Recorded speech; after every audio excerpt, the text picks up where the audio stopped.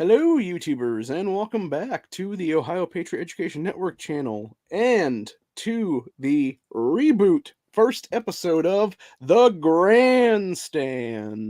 Oh, yeah, that's right, baby. I'm bringing it back. I'm bringing it back.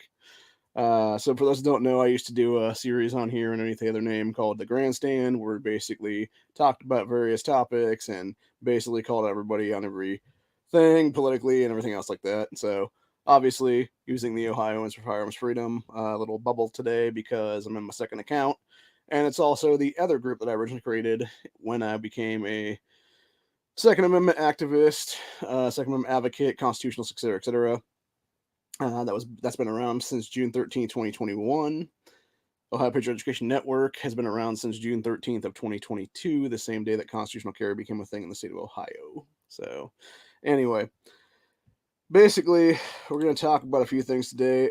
First and foremost on the topics is when do citizens' arrests become mandatory of criminal politicians?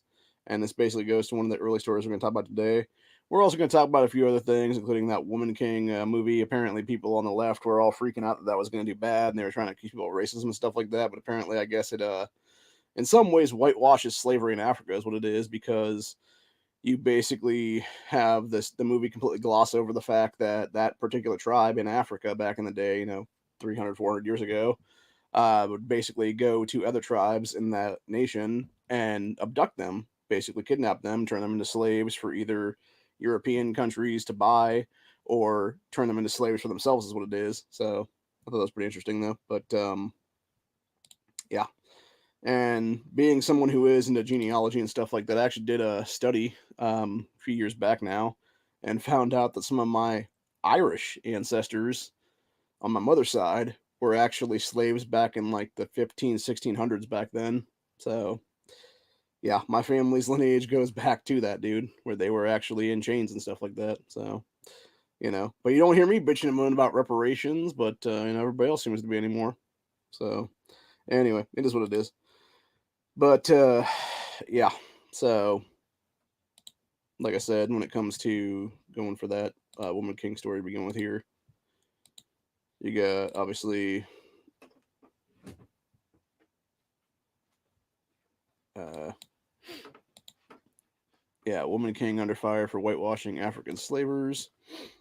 It says Woman King opened to a respectable $19 million debut this past weekend and faced some Twitter fury over how the movie glorifies African slave traders. In this case, the slave traders were members of the Duhambe Kingdom, a highly militarized and powerful Western African state during the 18th and 19th century. Okay, so it was 18th century then. So that would be, you might as well say that was basically the direct people that gave America slaves like pre Civil War, then, if that be the case, dude. So, yeah, it's pretty interesting when you think about that kind of stuff, though. I know I'm not screen sharing, it's because my Firefox is messing up right now that I'm on right now as the browser. So, I think it's because I got too many damn tabs open right now. So I'm gonna try to fix this right now, but I'll see if I can drop a link or something into the chat here on the side. I don't know if I can or not,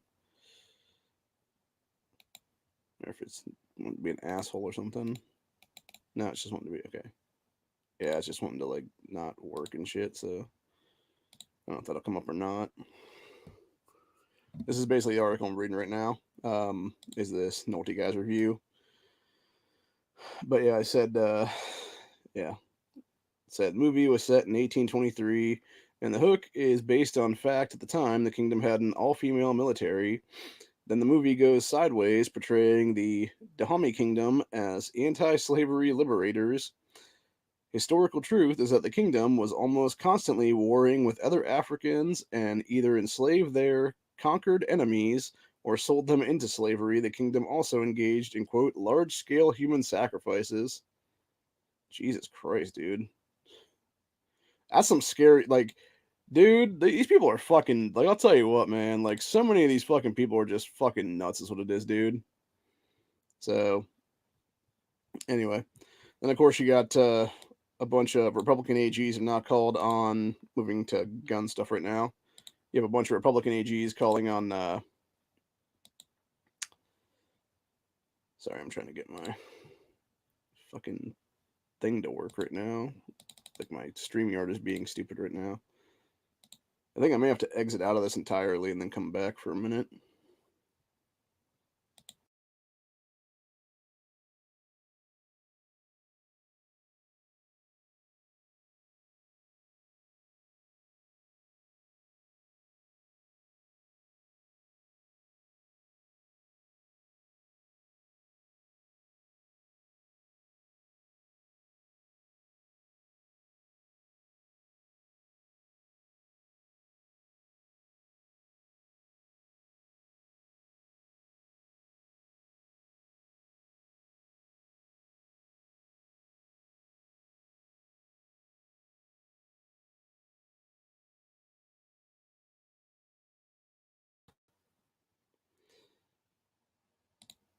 Okay, that should be working now. So anyway, um, yeah, there was a bunch of Republican AGs that came out of the woodwork the other day and were like, "Hey, Visa, Mastercard, Amex, etc. What you're doing with the codes for gun purchases, FFLs, and ammo purchases, stuff like that? Yeah, not okay, bro." In reality, what they really should have all done, starting with Ohio Attorney General Dave Yost, should have been, "Hey, we're suing your asses into the fucking ground, and if you don't take this shit away, like you don't do away with this shit immediately, we're gonna own your fucking companies." Is what it should have been, dude. And I shouldn't say they were gonna own the companies. It should have been like the people, the citizenry of our states will own your fucking companies after this is said and done because they'll all become the shareholders that exist now. So anyway, but of course they don't go that far, and they fucking need to, honestly. Going on to at what point do politicians need to be citizens arrested? We got one story here that we're going to lead up to our big story, which is that piece of shit Tim Ryan need to be arrested.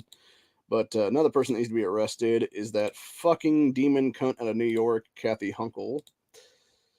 And now that I can actually screen share here, you got Kathy Hunkel under dark cloud of pay to play after awarding donor $637 million contract. You may remember that Kathy Hunkel, obviously not in this picture, but most pictures that we have of her, cheese eating rat ass. This woman is 100. Like, I swear to fucking God, dude, if you look at this chick and you look at the woman that played the original Grand High Witch in the movie The Witches, Kathy Hunkel is legitimately a witch, dude. Like, there is no fucking way that she's not practicing magic and shit like that at this point in history, dude. And I would say the same thing about Gretchen Whitmer and company, dude. But yeah, most of the pictures of Kathy Hunkel, she has a fucking Vax necklace on because she's a cultist, is what it is, dude.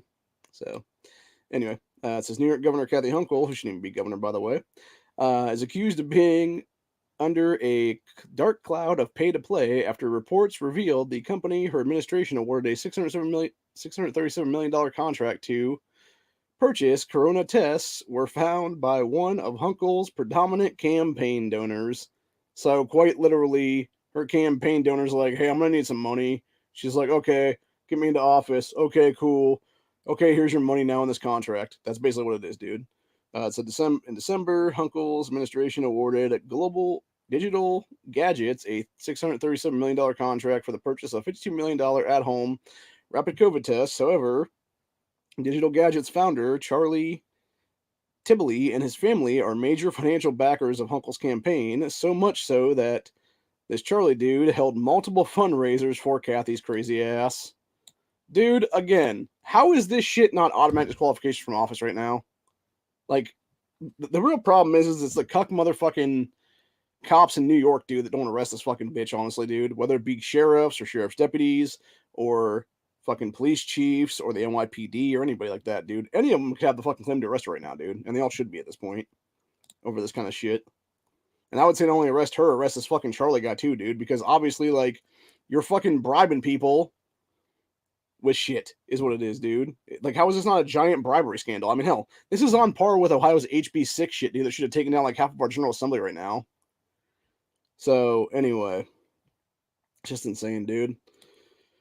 Anywho, it says November 22nd fundraiser came less than 1 month before Hunkel authorized the deal with Digital Gadgets. Additionally, Hunkel's deal was made under emergency pretext that may have made it easier for the agreement to be approved. Jesus fucking Christ. Said interestingly, that Charlie guy's son James started an internship on Hunkel's campaign in November 2021. around the time that Digital Gadgets contract before around the time the Digital Gadgets contract before ultimately landing a paid job as a campaign quote finance associate in May 2022. It says Tepeli and his family have donated roughly $300,000 to Uncle's campaign. That's pretty good, man, when you get $637 million back, right? And said with $70,000 being donated before the Digital Gadgets contract was made, so you're talking about $230,000 was done after that.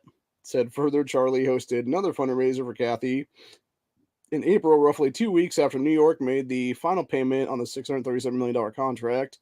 Says New York also reportedly paid 45% more than California for the same COVID testing by going through the third-party distributor Digital Gadgets. Fucking ridiculous. It's unlike California, which bought the Access Bio CareStart test directly from the manufacturer. The Hunkel administration bought them through Digital Gadgets, a third-party distributor that took an unprecedented cut. Yeah, probably like half is my guess, honestly, at this point, dude.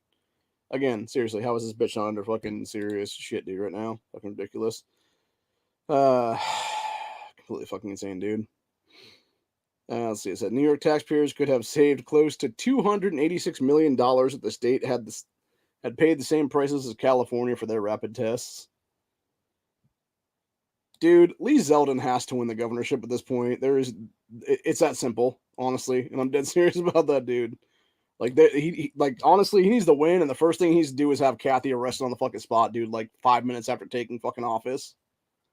Like, it needs to basically be him being sworn in. Like, his first act after that is like, I'm announcing today that former Governor Kathy Hochul and former Governor Andrew Cuomo are under arrest for a multitude of felony charges, up to and including crimes against humanity, for the millions of New Yorkers that they murdered in 2020, for the crazy amount of money that Kathy has paid to this Digital Gadgets company that has screwed over the people of New York out of millions of fucking dollars, and for all the other criminal stuff that both these people have done in the past several years. Basically go down that road. Anyway, it says John Kearney, exec director of Revenerate Albany, told the New York Post there is a dark cloud of pay-to-play surrounding Hunkel's deal with Digital Gadgets. The more we know, the worse it looks. That's a big deal. Said there's a lot of money, and it looks really, really bad, and there is a dark cloud of pay-to-play hanging over this, and this is not going to go away. Representative Lee Zeldin, Hunkel's Republican challenger, who is closing the polling gap, called on New York law enforcement to investigate Hunkel's contract with Digital Gadgets. Yeah, I would have called seriously, Lee, call on them to arrest Kathy, dude. Seriously, don't call on them to investigate her ass. Be like, no, this bitch needs to be arrested on the fucking spot for this and a ton of other things, bro. Seriously. As Lee said, Kathy Hunkel gave a no-bid $600 million plus contract to a top campaign supporter after she unilaterally suspended New York's competitive bidding law. The same day the donor offered to be the middleman for the COVID tests, Hunkel agreed to pay twice the price. Where's the AG, DA, and comptroller? Oh, they're all in her fucking pocket, dude. There's no way that these fuckers didn't take a cut, dude. Are you fucking kidding me? Yeah, there's no way that Loretta James didn't take a cut. There's no way that the fucking DAs didn't take a cut of that shit, dude. There's no way the fucking comptroller didn't take a cut of that shit. That's the entire point, man. You most likely that $637 million, it was probably like you had about half go to the Digital Gadgets people, and you had like another fucking third go to the AG and the comptroller and everything else like that to pay them off. And then it was the other third went to the actual manufacturer. That's what it was, dude. So anyway. Let's see. It said New York Republican Party Chair Nick Langworthy called the payments a brazenly illegal kickback scheme that defrauded taxpayers to the tune of hundreds of millions of dollars, while also calling for an investigation into Hunkel. However, both Hunkel and Tibbley have denied any wrongdoing. Of course they do, dude, because they're the fucking criminals. That's the entire point, dude. They're fucking scumbag pieces of shit criminals that need to be fucking dealt with accordingly, and it means arresting their fucking asses out of office. Even if it means citizens arresting them at this point, honestly, dude. Yeah, it's a bunch of shit though, dude. And that's pretty much all it is for that one. Yeah, then you got in the corner here video. Trump supporters call out hypocrisy at Martha's Vineyard. Elites hate being laughed at. Yeah, of course I do. Let's see. Trump supporters responded to Tim Ryan's call to kill and confront MAGA movement. Ooh. Please, God, tell me I'm part of that. Oh my God. Please tell me the network is part of that. Because that would be fucking awesome, dude. That'd be fucking awesome. Please, please, please tell me that Ohio Patriot Education Network is one of the tweets in that whole thing. Oh no, never mind. It was people at the Youngstown rally. Damn it, man! Come on, people, get the tweets. I put a tweet out there about it, man. Like, come on, man, come on. We're actually going to talk about that specifically though, because there's a reason that I want to talk about that piece of fucking shit, Tim Ryan, in this with this Trump supporters respond thing right here, and it basically goes to another article I'm going to talk about today, which is, go ahead and screen share the second article here. Go ahead and get rid of that one real quick. Screen share this other article, which is the fact that man admits to killing teen he claimed was Republican extremist. Now, granted, they're trying to blame Biden and all this, dude, but in reality, pretty sure it was little fuckstick Tim Ryan who literally said to kill and confront MAGA movement, dude. And then this guy goes and murders a teen. How the fuck is Tim Ryan not on the hook right now as accessory to murder, dude? And I'm calling on the fucking every cop in the state of Ohio right now, dude. I'll put an arrest warrant out for Tim Ryan right now, dude, for two reasons. Number one, for fucking terrorism for the comment itself, because it directly falls under the definition of terrorism. And number two, as an accessory to fucking murder for this teen that was killed.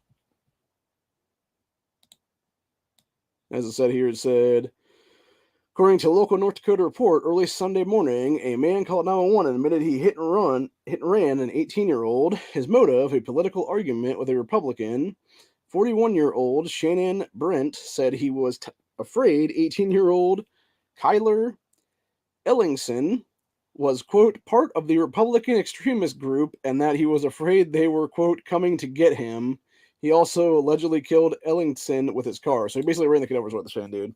And that's what I'm saying. Like, seriously, how the fuck is either Biden or Tim Ryan still fucking walking free at this point, dude? Both of them should be tried with accessory to murder at this point, dude.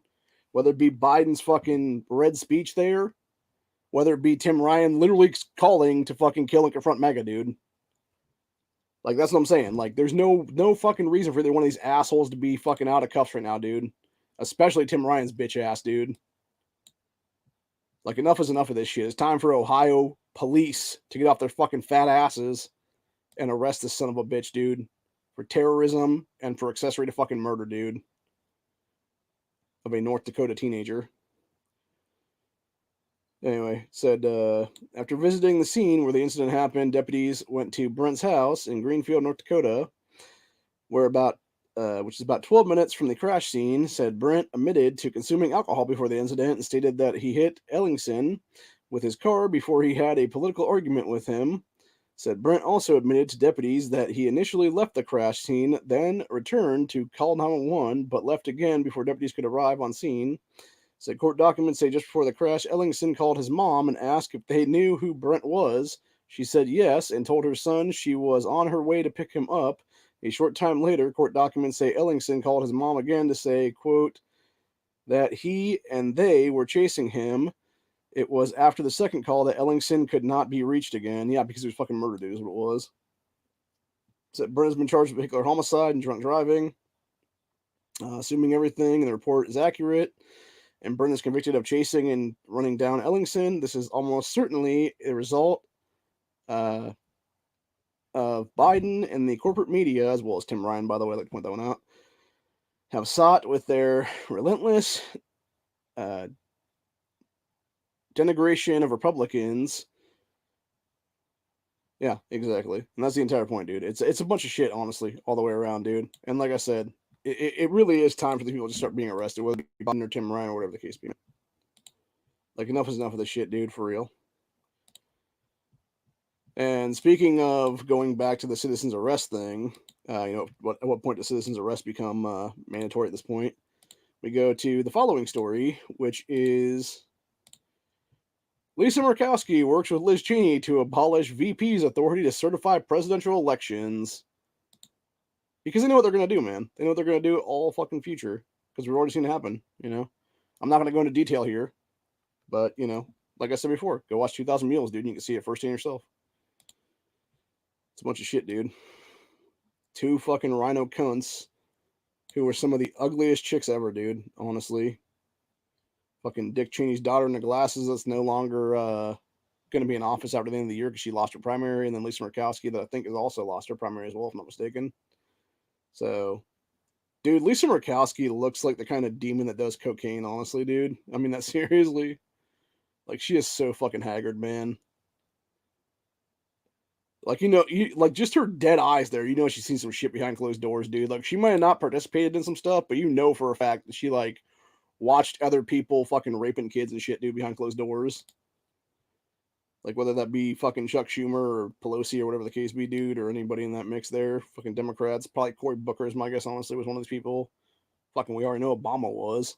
So same thing with those pieces of shit, John Legend and his idiot wife, who admitted that fucking her, him, and Obama all banged a bunch of kids at the White House, dude. Chris Teigen, that's what I'm thinking of. Anyway, see, it says Senator Lisa Murkowski is working with outgoing. Okay, I guess Murkowski didn't win her primary. What the fuck, dude? Come on, Alaska, stop voting for these fucking people. So, without going Liz Cheney to remove a vice president's capacity to officially certify or ask if senators have objections to the electoral process in presidential elections. Go fuck yourself, cunts. Seriously, go fuck yourself. Go fuck yourself. This is never going to get through anything, dude, nor should it. It's a bunch of crap entirely, dude. We're never going to bother reading the rest of that. It's just a bunch of crap, dude. Killer Bees in the chat here said it correctly in the comment section of this article. If you can read the highlighted thing there. Which is absolutely true right there, man. So, yeah. Anyway. Moving on to the next story that we're going to talk about. We're going to go flip side of this whole thing, which I actually thought was pretty interesting. We got Arizona gubernatorial candidate Kari Lake launches Ask Me Anything tour. So I would totally do this if I was running for office, except for the fact that mine would actually be Ask Me Anything 2A or about the Constitution. And I would basically have like just this big ass binder full of responses and stuff, dude. Because obviously, for me and my autism and stuff like that, I can't remember like every single thing. But like there's a lot that I can. And then there's obviously like times where I have to look through the thing and stuff like that. And it would basically be like, sort of deals where it'd be, yeah, I'm gonna do this answer to this question or whatever kind of thing then. And then it would just be directly quoting founding fathers and stuff like that is what it would be, dude. So, anywho, so Arizona's Republican gubernatorial candidate, and most likely next governor, Kari Lake, launched her Ask Me Anything tour on Monday and held her first event in Phoenix. In a video shared to Twitter, Lake announced she was kicking off the tour because her Democrat opponent, current Secretary of State Katie Hobbs, refuses to debate her. Yeah. And they all do, dude. Like I said before, like last week in the 2A cast and stuff like that, you have fucking Gavin Newsom refusing to debate his opponent there, who is a Republican state senator, if I'm not mistaken, in California. You got the current AG, Rob Bonta, refusing to do his opponent there. And you also got the chick who is the controller or whatever, refusing to debate her opponent, is what it is, dude. Because they know they would lose. Every single one of these Democrats, dude, know that they can't, their whole platforms can't hold water at all, dude. And the second that they're called on anything is what it is, dude. They'll fucking fold like a damn cheap suit is what it is, man. Seriously. And that's the entire point, is that they have no response to anything, dude, because they're a bunch of fucking NPCs for the most part is what it is, dude. Seriously. And it's why the only thing that they can bitch and moan about is like, oh, racism, sexism, homophobia, xenophobia, all that bullshit like that, dude, is what it is. And it's like, no, you're just a fucking idiot that doesn't have an actual real response to anything, and you want to sit there and call people fucking names about shit, even though they are 100% accurate with what they're saying. And that goes back to even things I said on this channel months ago is what it was, dude. So, anywho, yeah, Kari Lake put out a tweet, said, huge news, I have come up with a solution to Katie Hobbs' debate dodge. If she won't speak to you, I will continue to. So ask me anything, Arizona. Good on you, Kari Lake. Dude, I'll tell you what, Kari Lake is hot. Like, I'm pretty sure she's married too. I think she has some kids, but like, she is legitimately a good looking woman, dude, for being in her I want to say 40s, probably mid 40s, somewhere in there. I could be wrong about that one. I'm just gonna go ahead and do a screen share there of her.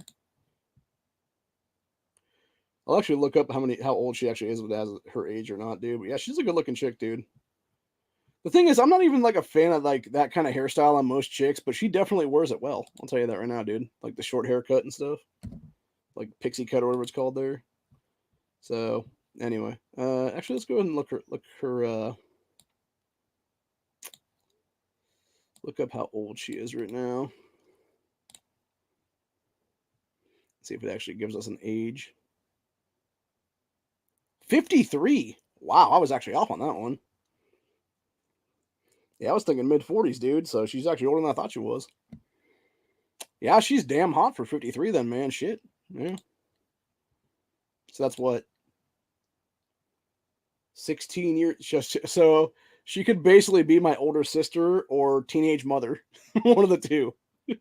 Because she would have been like 16 when I was like 2. Or sorry, she would have been 16 when I was born. And then, so she could have either been my, like I said, my teenage mother, or she would have been my fucking like older sister that was like, because there have been times of that kind of stuff, dude, where you have like basically single, it's like raising like 2 single kids basically, or 2 like only children essentially, because you have like kids that are like so far spread out from each other, where it's like, the parents have a kid early on or whatever the case be, and then they don't have any more kids for a while, and then it's like, or it's like mom gets remarried or dad gets remarried or whatever in the case be, and has like another child with somebody else then. And then you basically have, that second child then is what it is. That's like a fucking toddler or something like that, while their older sibling is like graduating high school. So, but yeah, interesting. So 53, yeah, she's definitely hot for 53, man, for sure. But yeah, as Carrie Lake said, she said, my opponent, Katie Hobbs' strategy is to hide from me, hide from the media, and hide from you, the voter. I'm taking a different approach. I'm so excited to announce my Ask Me Anything to her, Lake said. Hate me, don't trust me. Are you still a little skeptical? That's fine, she added. I signed up for this. I am applying for a job for governor, and you, the voter, are the hiring manager, and this tour is my job interview. And that's exactly what more candidates need to be like, dude. That's what I'm saying. Like, when you look at someone like a Carrie Lake, dude, this chick is 100% on the fucking level, dude. She is 100% a civil servant. She is not no fucking politician. She gets it, man. And I would actually go as far as to deem her a constitutionalist, because every single thing I've heard from her and about her campaign and stuff like that in Arizona, dude, is that she is going to be potentially one of the most constitutional governors if elected there.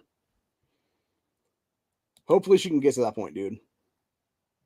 I really hope that she wins by an overwhelming majority in that state, dude, because the fact that she's already willing to declare basically martial law on the border there to deal with the fucking illegal immigration problem there in Arizona, it's like, good. That's what needed to happen like a decade ago, man.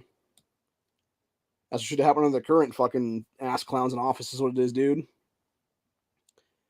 Anyway, it said Lake took to the stage in downtown Phoenix on Monday night after prayer backstage and answered questions for about 45 minutes. First question for the GOP nominee was why Hobbs, who told the Arizona Clean Elections Commission last week that she would not share a stage with Lake, refuses to debate Carrie Lake.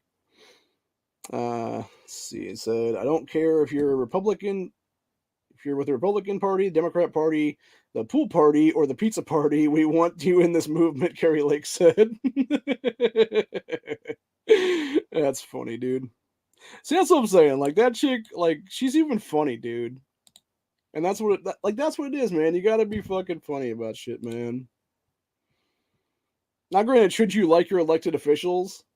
Probably not, honestly, even, because in some cases you should, but you should be able to, like, have that mutual admiration, I guess is what it would be, to where you're both on the same level and you're both, want the same end game and goals and stuff like that to be achieved, is what it is, dude. And whether that be, full blown constitutionalism nationwide or whatever it is, dude, which is what it should be anyway.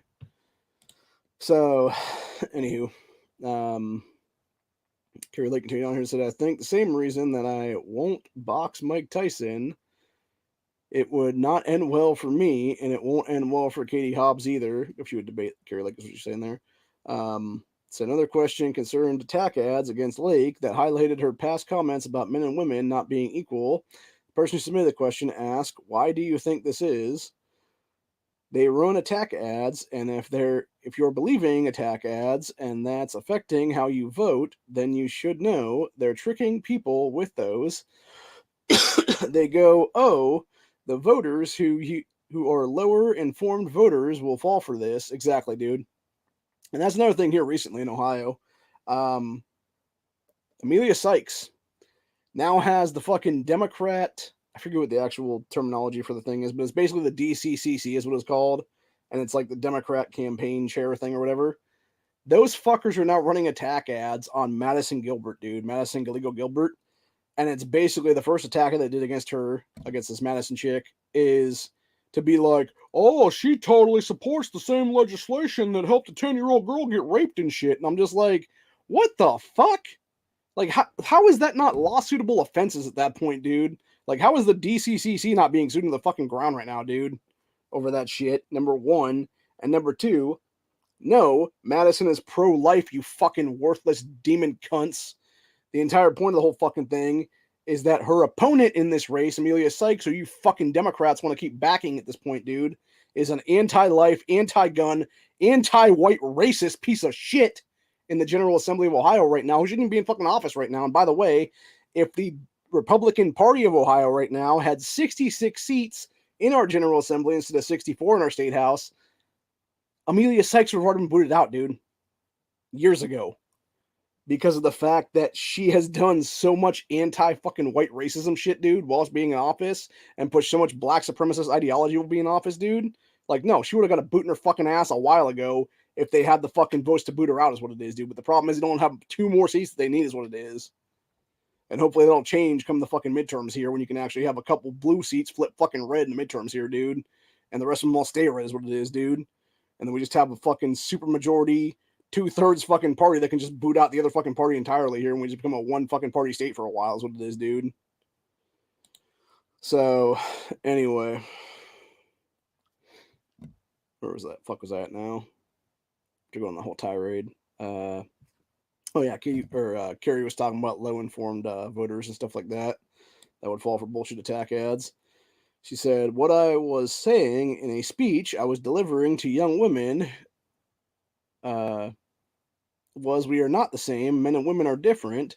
Women are created for certain reasons, and men are created for other certain reasons. I think we all get that. We're not equal in the sense of a man can't have a baby despite what the left says.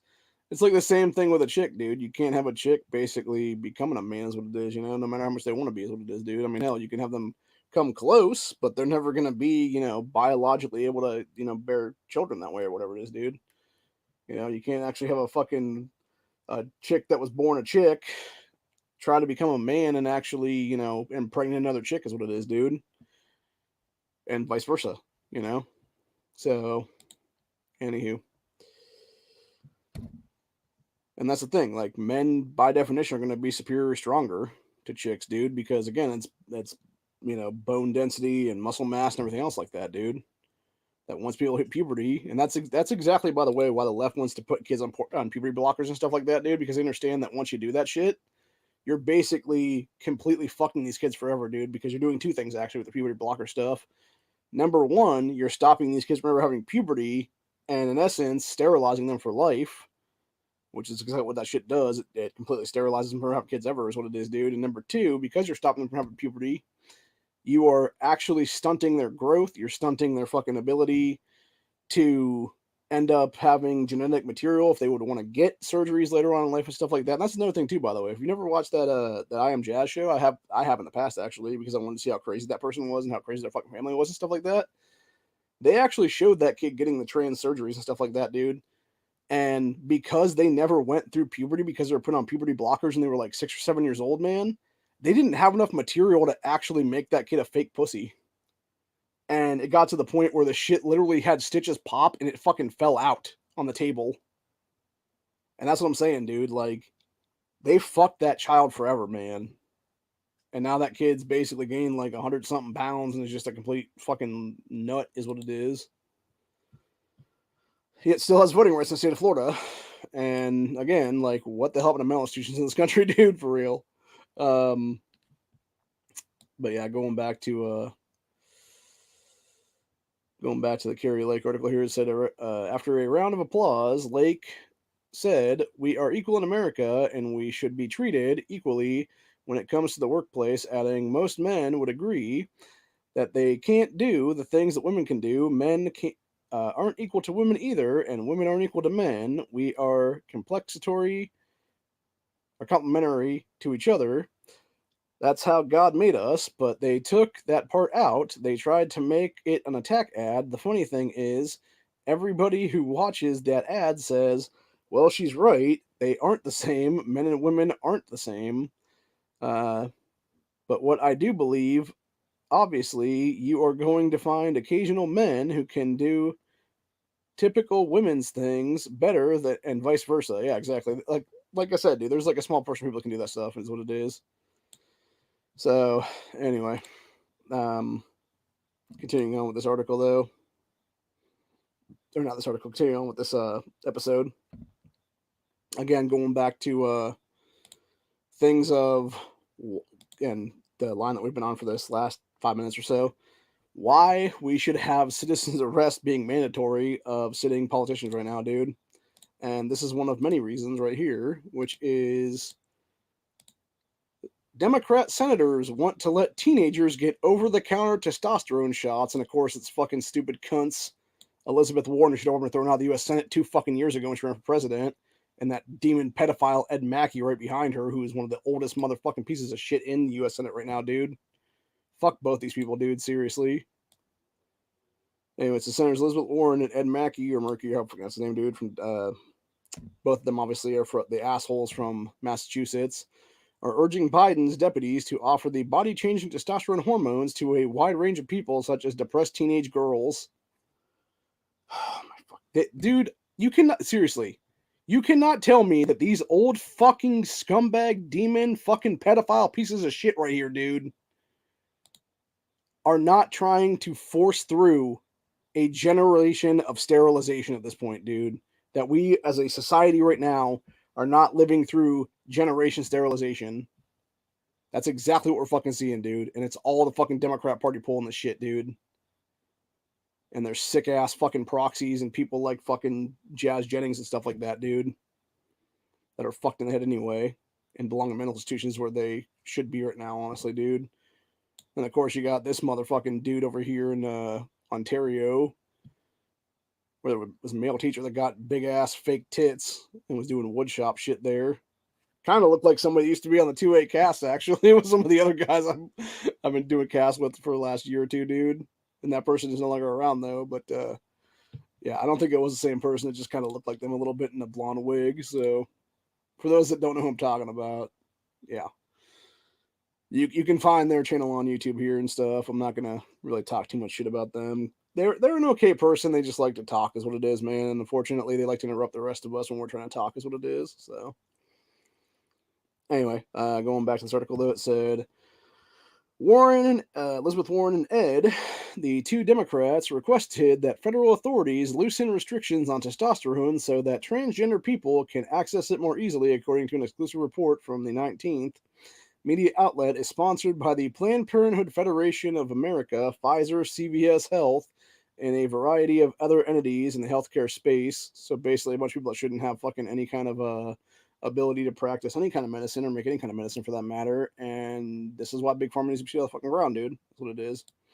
So it said, letter asked officials to let companies sell the hormone over the counter instead of through pharmacies and doctors. Senators asked the, quote, Health and Human Services Department plus the DOJ, or Justice Department, and Drug Enforcement Agency what steps they would have to take to reclassify testosterone status as a controlled substance. You can't, because again, it's fucking controlled substance, dude. It's literally like these fucking sick sons of bitches, dude, are talking about shit that would literally change people's fucking entire bodily makeup, dude. To where you would have young girls with fucking high pitched voices that would be like, "Hey, my name's Carrie."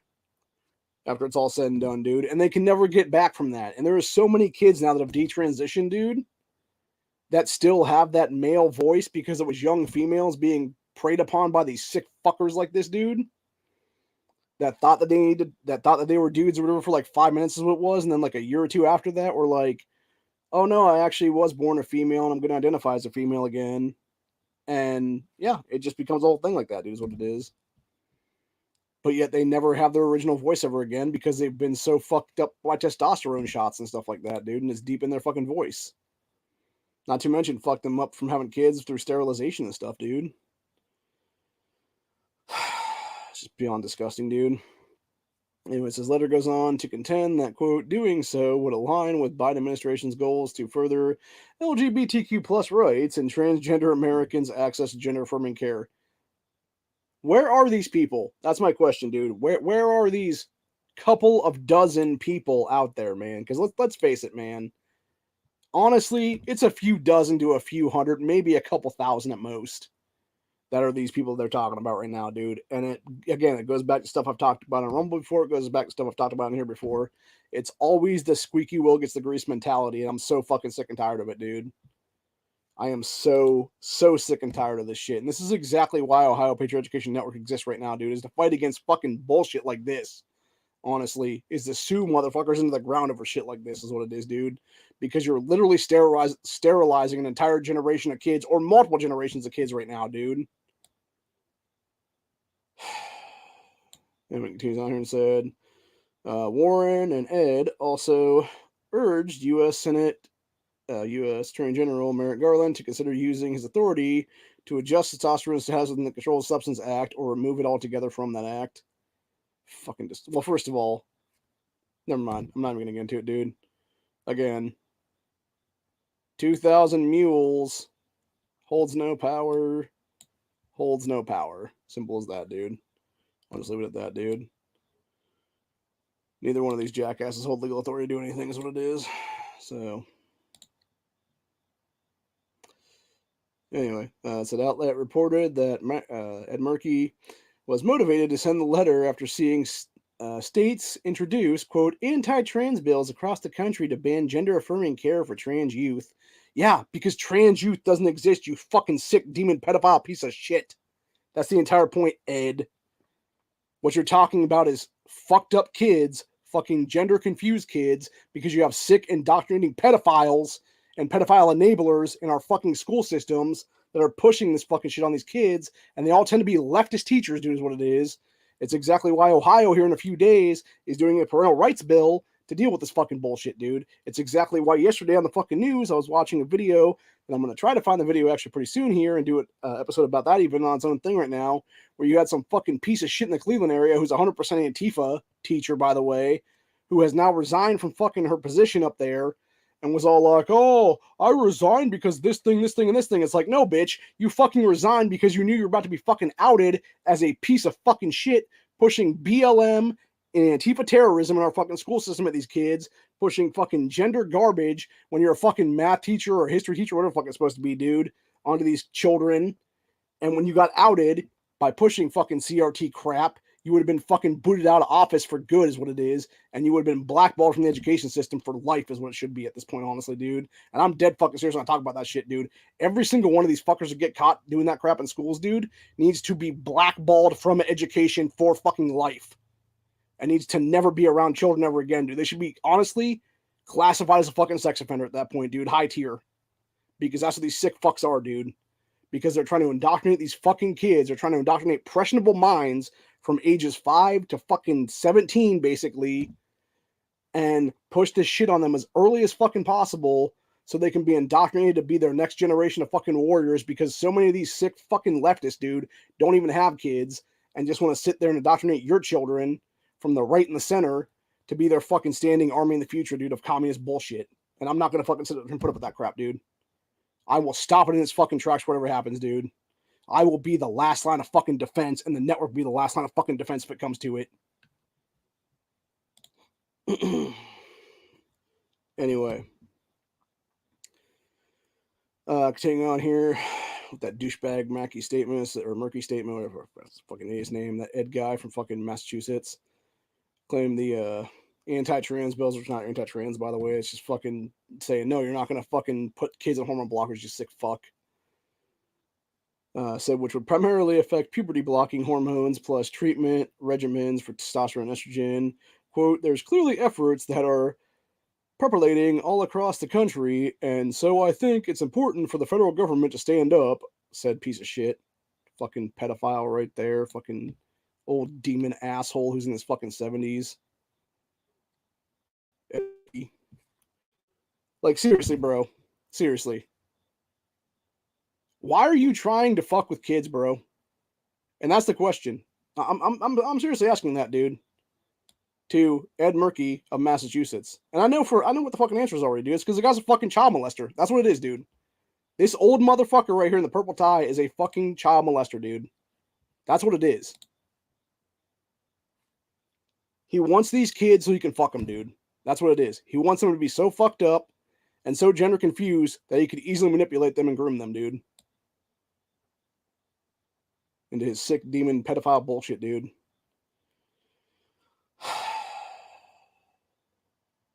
And secondly, no, it's not the fucking government's responsibility to tell kids, oh no, you can totally have this thing. No, dude, they're fucking children. It's their parents' job, with them being minors, to have the final say over their fucking lives until they turn 18 years old, asshole.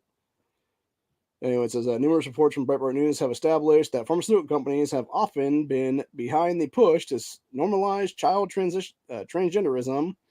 AbbVie Pharmaceuticals, for example, sponsored an organization called the Gender Cool Project. The organization stands to secure high-profile media appearances for young youth who identify as transgender. Meanwhile, multiple doctors who run gender clinics have received financial compensation from AbbVie Pharmaceuticals and Endo Pharmaceuticals for consulting. Yeah, of course, it's bribery scandals is what it is, dude. Like I said, this shit is going to come to fruition in the next 20 years, dude. And you're going to see a fucking Mexican Joker style thing happen in this country, dude, where you're going to have people just fucking going killing sprees basically over this shit, dude. And it's going to be these kids that are fucking affected by this shit now, dude, is what it's going to be. It's going to be them when they're fucking, 15, 20 years old going on fucking mass murdering sprees is what it is, dude. Of the motherfuckers who do this shit to them is what it is.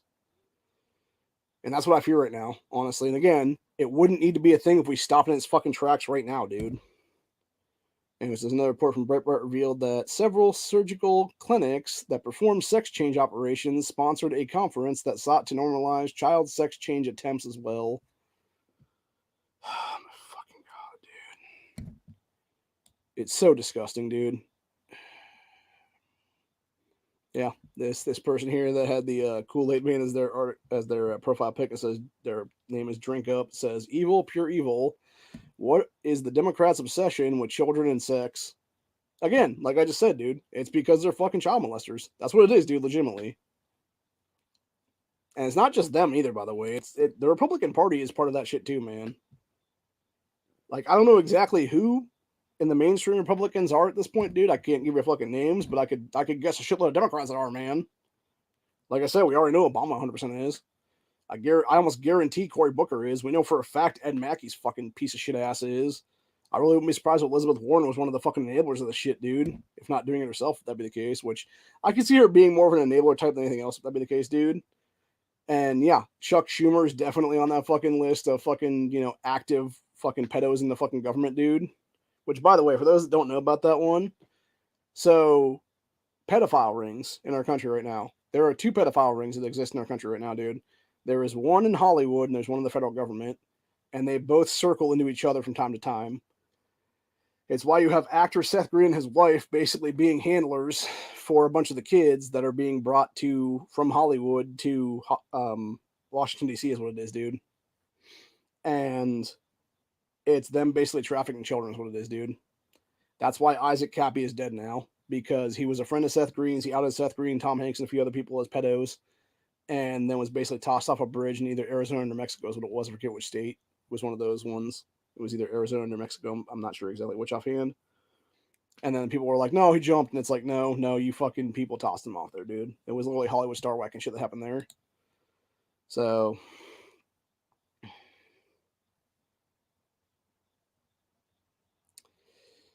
yeah, then people brought up the fact that you have the Democrats refusing to obsess over pedo Joe showering with his daughter and stuff like that. By the way, for those who don't know, there was the Ashley Biden diary and stuff like that. It's basically been scrubbed from the internet now, dude. Because they don't want people to see it is what it is. It's fucked up, man. Yeah, and then this person said it here. Said, sex with kids is the Democrats' obsession. Exactly. Exactly, dude. And that's what it is, dude. It's these people pushing this shit because they know once you have these kids under your fucking spell, basically, it is so much easier to do what you need to do to them. And I'm just so fucking fed up with it, dude.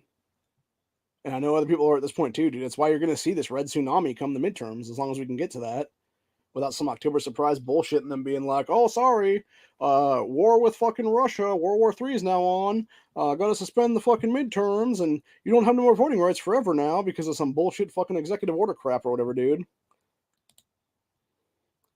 So, anyway. We're going to talk about a couple other things here. You got idiot Joy Behar claiming Gavin Newsom and Stacey Abrams will be a ticket in 2024. Jesus fucking Christ, dude. You want to talk about 3 people should be in prison right now, dude? Joy Behar should be in prison for a bunch of her shit. They're in Hollywood, including child molestation. Gavin Newsom should be in prison for crimes against humanity and a bunch of other stuff. And Stacey Abrams should be in prison for voter fraud and a bunch of other shit in 2018 midterm elections. And the fact that Brian Kemp is so much of a pussy ass bitch in Georgia, he hasn't had her arrested in the past 3+ years now, is absolute bullshit when the guy can basically prove that she was trying to commit a whole bunch of cheating there in 2018 very easily. So, anyway, this is actually pretty funny. I wanted to talk about this for a minute. So, for those who don't know who Mandela Barnes is, Mandela Barnes is one of these psychotic nutcases, one of these BLM types that are running for office right now. He is basically the next potential member of the squad out of, I forget what state it is he's in, I think maybe Minnesota or something. He is a raging leftist cunt, though, dude, for real. He's a 100% a black supremacist piece of shit, dude. And the funny thing about this article is one of Mandela Barnes' 2 active police endorsements never actually endorsed him. It's like, why am I not surprised by that, dude? Why am I not surprised by that in the least? The guy's a lying sack of shit. He has been for some time, dude. This is also one of these assholes who's been pushing CRT and fucking, basically anti-white racism for years now is what it is, dude. Oh, Wisconsin, that's what it is. Wisconsin Democrat candidate for U.S. Senate. That's what it is, U.S. Senate. Mandela Barnes announced last week he was endorsed by just 2 active police officers. Okay, I thought it was police forces for some reason. Yeah, two active police officers, but one of the officers has denied he ever endorsed the defund the police Democrat. That's hilarious, dude. Let's see. It said LaCroix County Sheriff's Captain John Siegel's name still shows up on some of the initial reports of Barnes' endorsements. I do not, Siegel told Wisconsin Right Now about whether he plans to endorse Barnes. I have not endorsed anyone. I spent most of my day Friday trying to get a hold of people asking how did this happen, because the guy just put your name on shit, dude, is what it was. So I need to sue his ass right now, dude. Anyway, says Deputy Sheriff Malik Frazier, who is in Racine, Wisconsin, probably a hardcore leftist, and Siegel were the only 2 active law enforcement officers who Barnes claimed had endorsed him. In the state of Wisconsin, 13,400 law enforcement officers are currently on the job, and this guy had 2 people. So over 13,000, and this hardcore leftist Democrat douchebag had 2 fucking cops supposedly endorse him, one of which is like, I never endorsed this asshole, fuck him. That's an interesting one. Whistleblower alleges FBI distorted 1/6 cases into nationwide. What does it actually say now? Let's see. Whistleblower alleges FBI scheme to distort January 6 cases in a nationwide domestic violent extremist epidemic. Yeah, for those who don't know about that shit, dude, that's what they're trying to make us out to be right now. Is DVEs and MVEs and stuff like that, which is basically domestic violent extremists and then militia violent extremists. I am neither one of these things. Nobody in the Ohio Patriot Education Network is ever one of these things. Nobody in Ohio's Firearms Freedom has ever been one of these things. And we do not put up with being labeled as any of these things because we are not these things, nor will we ever put up with anybody labeling themselves as those things because we would kick them out of these organizations immediately if we knew about them, dude. So, anyway, continuing on with this though.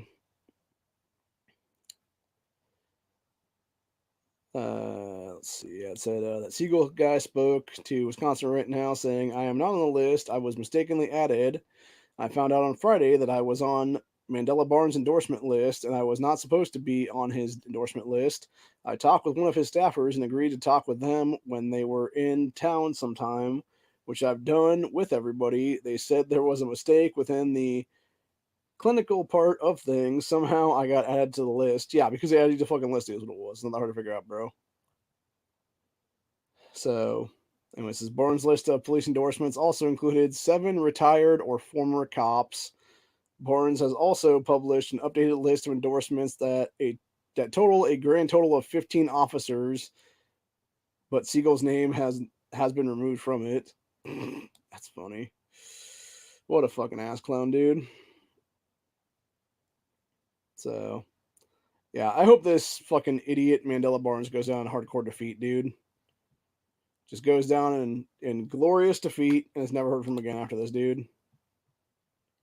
Because the guy's a piece of shit. He's on fucking par with like Omar and Talib and shit like that, dude. When it comes to stuff, or fucking Corey Bush and stuff like that, dude. I guarantee you, if you looked hard enough into Mandela Barnes, I think I actually did some stuff about that before.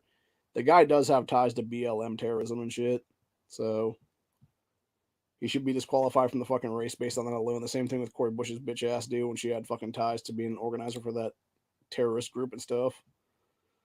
So, anyway. Yeah, going to the whistleblower thing. This is whistleblower alleges FBI scheme to distort January 6 cases into nationwide domestic violent extremism epidemic. So, a whistleblower has accused FBI's Washington field office of using cases related to January 6th to overstate the threat of domestic violent extremism in America, according to the Judiciary Committee ranking member Jim Jordan of Ohio. Fuck yeah, dude. Shout out to Jim Jordan, who should be Speaker of the House right now, by the way. So let's go ahead and bring that up to the thing here. So whistleblower alleges the FBI office did not follow standard investigative practices for January 6 cases when it moved the cases to various local field offices around the country based on where the case subjects were from. Jordan revealed in a letter addressed to FBI Director Christopher Wray on Monday. Says January 6 cases, quote, should all be officially led by the Washington field office and categorized as WFO cases, according to the letter, but instead a, quote, task force dispatched instructions to open January 6 investigations to local field offices nationwide. It said those local offices received the cases, making it look as if they were conducting the investigations on the cases, when in reality, it was the Washington field office continued to conduct the bulk of the work.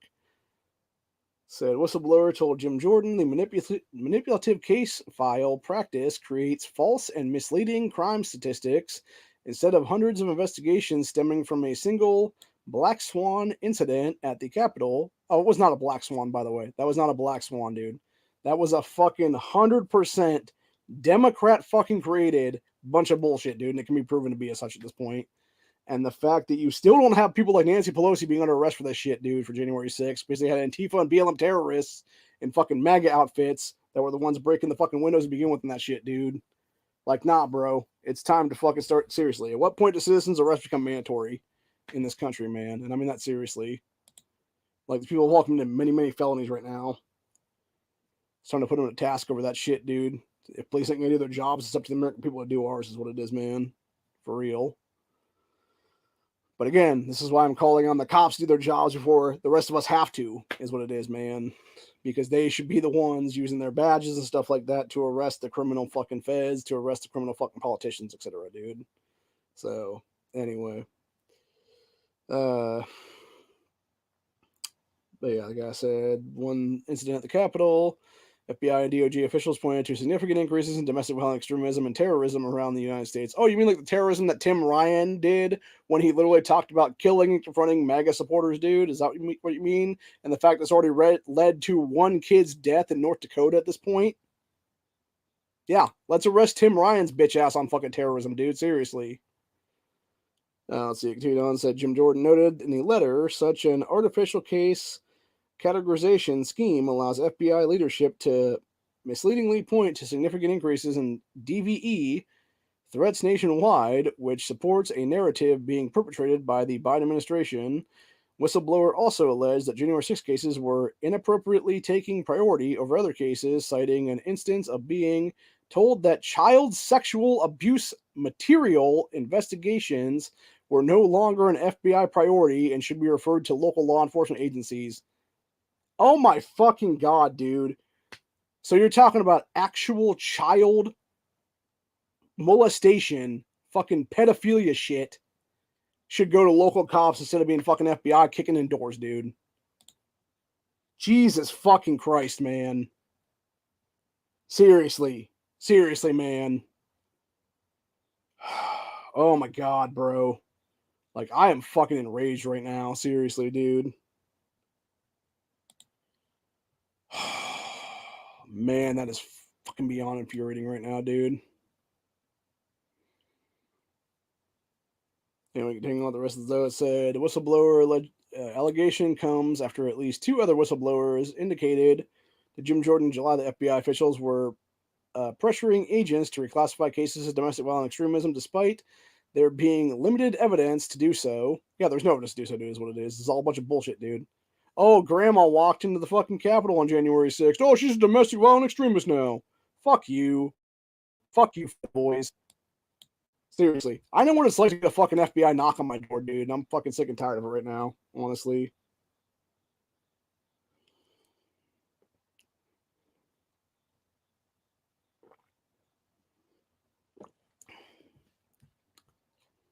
Since I don't know exactly where my audio dropped out there, I'm going to have to say this again now.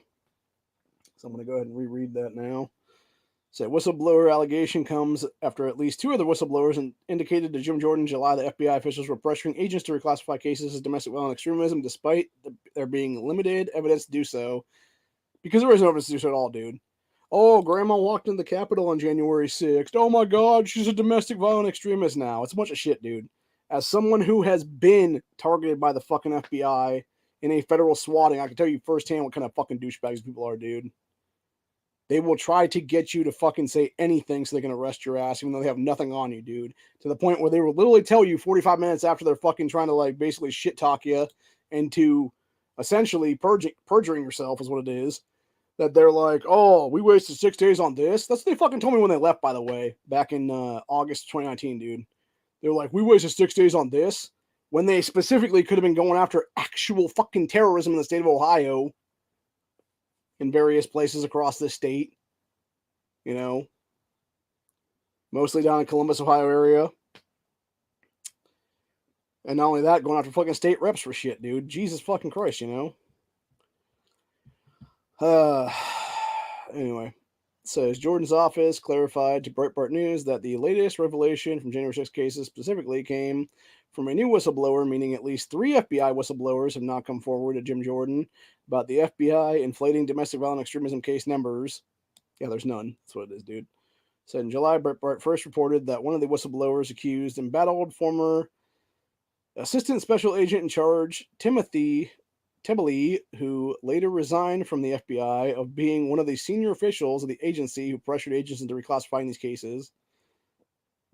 So that Timmy piece of shit is also under investigation for potentially violating the Hatch Act and has been accused by whistleblowers of shutting down a line of investigation into derogatory Hunter Biden reporting and of the handling of investigations, including those on election-related matters, inconsistently. It says that Tim Guy retained legal counsel upon his resignation and released a statement through his counsel and denied some allegations against him while ignoring others. It said Jim Jordan demanded numerous communications and other documents from Chris Wray in Monday's letter about the latest whistleblower allegation, although the Ohio Republican has reportedly expressed dismay over the limited responses he has received from FBI and DOJ. Jim Jordan, who is expected to serve as chair of the Judiciary Committee next year, should Republicans take the majority, has vowed to investigate what he describes as the polarization of the FBI based in part on the well over a dozen whistleblower allegations he has fielded from the agency so far. No, Jim Jordan needs to be fucking Speaker of the House at this point, dude. Fuck that piece of shit Kevin McCarthy. Fuck his rhino fucking ass from California. Fuck any Republican from California holding any position of power at a high level, dude. No. It's time for a Ohioan to be holding the fucking speakership at a fucking federal level again. It needs to be Jim Jordan holding the fucking speakership this time around, dude, because he's the only good Republican from the state of Ohio that can hold it right now. Outside of that, you could basically have Senator Rand Paul be the next Speaker of the House as well, because that would be a first in history, by the way, because there's never actually been a senator, as far as I'm aware, that has held this.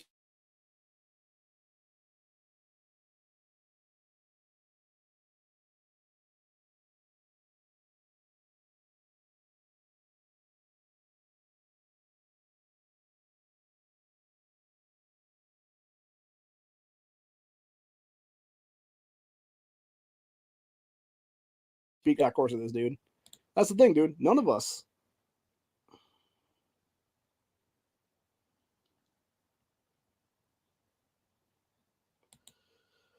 All right, going back since the audio apparently probably went out again there. Where the hell is that now? Yeah, go ahead and grab. This will probably be the final story of the day, actually, here, since my internet seems to be dipping here and there. Yeah, it says Biden's migrants are bursting New York. Said massive influx of Biden's foreign migrants into New York City is causing a crisis in the city's chaotic and expensive housing market. And that's the thing, dude. It does that everywhere. It does it everywhere in this country. You think Ohio can take care of these people? Fuck no, dude. You think most of New York State can take care of them? Fuck no. You think anybody can take care of them? Fuck no, dude. We don't have the fucking shit. We have homeless people who are American citizens right now that we can't even get fucking homeless for, dude. And you want to bring in fucking millions upon millions of fucking illegals, dude? Fuck that. You want to bring in literally fucking a whole bunch of foreign nationals? It could be a potential fucking standing army at some point because most of them right now are fighting age males, dude. Fuck that shit. Seriously. I will continue to talk about this until people fucking start listening up is what it is, dude. Because honestly, this is what I'm seeing, dude. Big picture wise, they are 100% right now. Biden and company, the Democrats, are trying to import a whole fucking bunch of single males into this country of fighting age between basically 14 and 55 or so to be a foreign standing army if anything ever kicks off, dude. Because they're going to be the ones that they basically turn into a militarized fucking force is what it'll be, dude. And they'll be handing them fucking. But when you have a shitload of like mass resignations from the U.S. military, dude, whether it be, Army, Air Force, Marines, whatever the case be, you would have these fucking people basically be given a free reign and be like, here's a gun, here's a bunch of fucking military equipment, here's a bunch of grenades, etc. Oh, you guys know how to fly planes? Okay, jumping on that plane over there and stuff like that, dude. Oh, you want to jump in this tank? Cool, there it is. There's the controls for it. Here's how you do it and stuff, dude. Yeah, that's who would be their fucking standing army then, man. Against the American people, against American patriots. When a potential civil war would kick off in this country, dude. Or a potential revolution for that matter. That's what scares the shit out of me right now, dude. It's that kind of X factor, and it's also the X factors of potentially Islamic terrorism and fucking, Chinese from the inside out right now, dude. And we're in those sleeper cells and shit like that, dude. So I've talked about this on Rumble Quakes before, by the way, for those interested. But anyway. Yeah, I'm just done, man. I'm just done with all of it. Like I said, it's time to close the fucking border, close the fucking books. We take care of Americans first. If anything, we start redoing our fucking 14th Amendment to the Constitution a little bit and being like, no, you don't have birthright citizenship upon being born in this country, dude. You have birthright citizenship if your fucking parents are both American citizens at the time of your birth, which is what it should have always been to begin with anyway. And that way you stop anchor babies from being a thing in this country. That way you stop fucking people from being able to basically do chain migration like fucking crazy and bring in, 50 fucking family members and shit like that through one child being born in this nation and stuff like that, dude. And you do what needs to be done to deal with our fucking immigration problem once and for all, dude. Hell, the fact that it hasn't been declared an act of war at this point is ridiculous, dude. Seriously. Any other time in history right now, dude, this shit would be declared an act of war and would be treated as such. The fact that we still don't have a fucking declaration of war being declared against our border crisis, dude, is absolutely ridiculous right now. It just infuriates me. It's completely fucking insane right now. And yeah, it's just like, my God, man.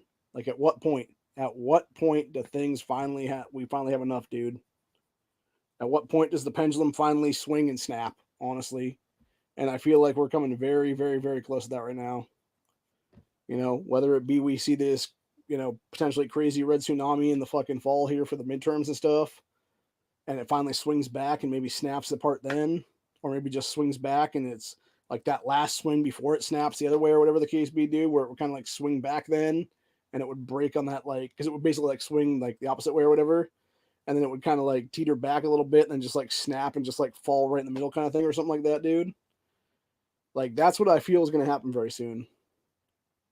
But I think honestly, the way that we've seen things like, tick up and up and up and up and up and up and up, it's already like ticked up to the point on the one side to where when it swings back, it's just going to be like, whoosh, and just like fucking, snap into like 1,000 pieces basically. And it becomes the fact that you have the screws at the top of the thing, at the top of the actual pendulum holding it in place is what it is, dude.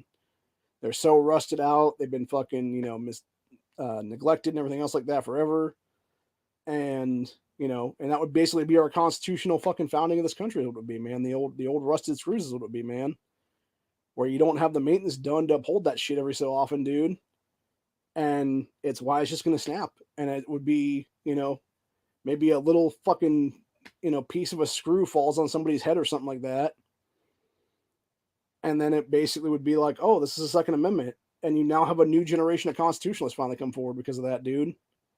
And maybe that's what it'll be. Maybe it'll be that fourth turning kind of situation where it's like, we've had these weak men create hard times now for us. And now it's going to be the strong men creating good times again. It's going to be our generation. It's going to be the generation after us that potentially would be the strong men, strong women, etc. there that would be able to do things again, dude. And like I said, I don't think truthfully at this point, I'm like almost 40. I don't think it's going to be my generation that's going to be the ones that are going to be the strong men, dude. I think it's going to be the ones out under me. Is what it is, dude. And that's why I'm fighting for this next generation of kids. It's why I'm fighting for my niece and my nephew right now so hard, dude, because it's going to be their generation when they're my age in 20 years or so, 30 years, that they're going to be the ones that look back and we're like, man, we used to have it so good when the power was on and everything else like that. Now we got to, live our lives from, day to day and stuff like that and do like daily hunting of various stuff and, figure out what we're going to eat that day and whatnot. And they're going to do like preservation and stuff like that because, again, I fear a day that our grid goes down permanently, dude, and it ain't coming back up if it does.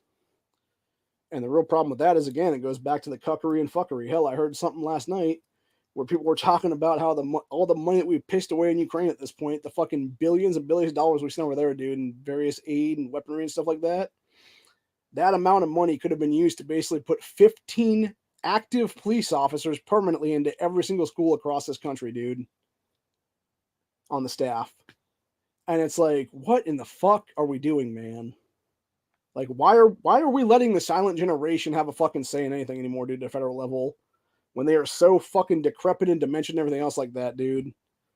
They shouldn't be in office anymore. I'm talking about people like Ed Murkey, dude. I'm talking about people like Elizabeth Warren. I'm talking about people like fucking, well, I don't know. I think Elizabeth Warren's technically baby boomer generation, but even still, I know Murkey's old enough to be fucking silent generation. I know Biden's silent generation. Fucking, I'm trying to think who else now. Dianne Feinstein is. I think Pelosi and Waters both are. I want to say, or they might be like the very first year of baby boomers or something like that, dude. I know for a fact Chuck Schumer is a baby boomer. I know for a fact that other people are in that same age range as well, dude. I think Elizabeth Warren would technically be, first couple years of baby boomers maybe. But yeah, it's just a bunch of shit, dude. It's like, why are we letting these old motherfuckers like that lord over us like fucking, modern day kings and queens for fucking 20, 30 years? It's insane, dude. It's like, no, we need to have term limits in place right now. We need to have age limits in place right now. Health limits, automatic disqualifications, all of it, man. It's time for the American people to have a say and have a 20th Amendment out of the Constitution at this point, dude. It's time for a fucking convention of states at this point, dude, is what it really is. And I mean that seriously. Like, I don't want political violence. I mean that seriously, dude. I want a convention of states The problem is we will never have one because people understand that once you have that convention of states, that 2/3 majority is what it is, dude. Or no, sorry, I think it's 3/5 majority is what it would be. So it'd be like 30 or 50 or something like that's what it is right now, or 34 or 50, something like that. You would have people shitting their fucking pants then because they would be like, oh, yeah, we can change the Constitution, but do we need to? Kind of thing is what it would be. And you could get real heated real quick to where something actually turns into like straight up civil war then, dude, is what it would be on that day. Or a straight up like revolution against each other, dude, where it's like every state for themselves kind of thing or something. So, and that's also why our founding fathers, even, I think they only had a convention of states like one time in their own history is what it was, dude, or maybe twice at most. I think the second time they basically were like, yeah, we're gonna call this thing off because we don't really need to change anything right now or anything like that. You know, it's kind of it's good enough kind of thing is what it was, dude. And that's exactly why, dude, because they didn't want to have that, you know, on their heads is what it was, dude, where it's like, yeah, if we change things, like who's to say where this country's gonna head, you know? And like I said many times, dude, eventually every country falls, dude. You know, America's had a really good run right now. We've had 240 some odd years right now, dude. Most countries that weren't us fell 140 something years ago in most cases, dude. I mean, hell, how long did the fucking Roman Empire last? It lasted a long time. People thought they were still living in the Roman Empire 20 something years after it was already done, dude. And they were finally told, like, nah, bro, you're in the fucking fallout of this thing, dude. You're in that weird, you know, era where it was like post Roman Empire and it was something else then for a little bit. And it's because they had no mental capacity of how to actually live in something that wasn't the Roman Empire. And I feel like that's the problem with too many Americans right now, dude. You have far too many people right now that are so soft in this country. You know, it's like fucking Pillsbury Doughboy. You know, you poke the stomach and it's like, hee hee, hee hee.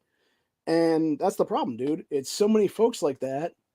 I mean, seriously, how many fucking people in the Second Amendment communities and stuff like that, dude, are overweight assholes right now, dude? And I mean that seriously. As an overweight asshole myself, I can actually say that, dude. Like, there's a lot of us that ain't gonna make it, man. We're not gonna make it, man. Seriously. If shit collapses, man, tomorrow we're gone in the next 6 months or so. Like I've said, that's about how long I give myself. I could be fucking 30 days from now for all I know, you know? But either way, it's a situation where, you know, this is why I'm trying to be a good constitutionalist now. This is why I'm trying to bring this message to people that, like, we can do things another way, dude. We can make this country better. It's going to take removing those currently in office out of office legally, is what it is. No violence, man. No violence. Legally, through voting processes, through getting ourselves in there, through primarying these people out, etc., getting into office, writing new laws ourselves, and impacting the country for the better by forcing their hand, dude, by forcing term limits in offices. You cannot have a country where you have the same motherfucking piece of shit criminal politicians in office for 20, 30, 40, 50, 60 fucking years in some cases, dude. Now, granted, a lot of those people have been gone for a couple decades now. But yeah, there was people back in the 1990s, early 2000s, dude, that were in office for like 60 fucking years. And there's people like fucking Pelosi and company, dude. Hell, Biden in the fucking presidency right now, dude. He was in the U.S. Senate for fucking 40 something years, dude. The guy's been in office for over 50 fucking years now. He's one of the most corrupt pieces of shit on earth. You got Pelosi in there since like at least the 80s. My entire fucking life. I think even before I was born, she was in office, dude. Same thing with Chuck Schumer. Fucking Feinstein can go all the way back to the 70s, dude. She's been in office for over 50 years at this point. She started out as like a mayor of some fucking town in California there and has done every single thing all the way up to U.S. Senate now. The only office she hasn't taken down is the presidency, I believe. But she's been in everything else, dude. Just like that piece of shit Mike DeWine here in Ohio, dude. 1976, Mike DeWine started his political career in the state of Ohio, dude, as a prosecutor in his home county. Since then, he has been a federal representative. He has been a federal senator. He has been, I believe, a state rep at one point. He's been Ohio AG, and now he's the governor. This dude has held every potential office ever, man, outside of like a presidential run to actually take down a presidency. But he's held pretty much like every state office there is possibly imaginable, and so forth and so on. It's like, dude, again, at what point are we just like, no, you're too old. Get the fuck out. We're replacing you with somebody else now. Or in the case of that fucking piece of shit Nan Whaley, it's like, nah, bitch. You are fucking literally pushing an agenda to kill kids in the womb. You are disqualified from the running. Go fuck yourself. It's as simple as that, really.